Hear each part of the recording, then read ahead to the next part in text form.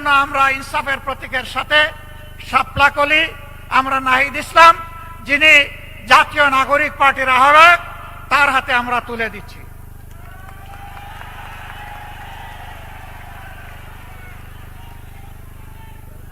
এটি ঢাকা 11 আসন, এবার ঢাকা 12 আসন।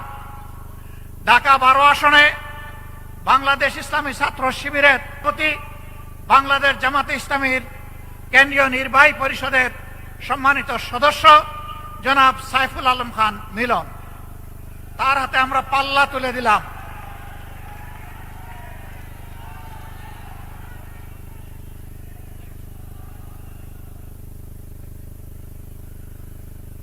এরপরে হাসিনার সৃষ্ট দুনিয়ার জাহান্নাম সম আয়নাগরের বাসিন্দা আমাদের কলিজার টুকরা ব্যারিস্টার আহমদ বিন কাসেম আরমান, যিনি 14 আসনে ন্যায় এবং ইনসাফের পক্ষে, জনগণের অধিকারের পক্ষে লড়াই করে ইনশাআল্লাহ বিজয় ছিনিয়ে আনবেন, তার হাতে আমরা পাল্লা তুলে দিলাম।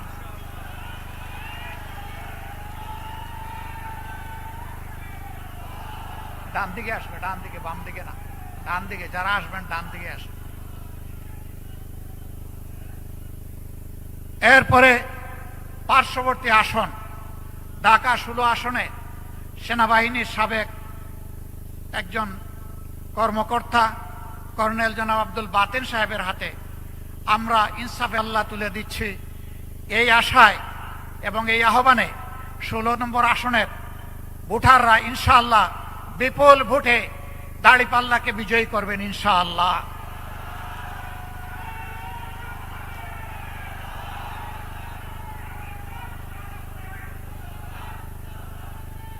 এবার ঢাকা 17 আসনে একজন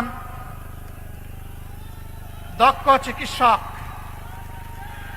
সন্তান না পাওয়া মা বাবার কষ্টে যিনি পাশে দাঁড়ান, আল্লাহ তাআলা যার উসিলায় অনেক মা বাবাকে সন্তানের মুখ দেখিয়েছেন,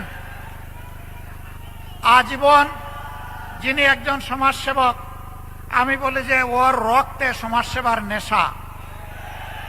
আমরা সেই সফল চিকিৎসক খালেদুজ্জামানের হাতে এবার তিনি ঢাকা 17 আসন থেকে লড়ে ইনশাআল্লাহ বিজয় ছিনিয়ে আনবেন, তার হাতে আমরা পাল্লা প্রতীক তুলে দিলাম।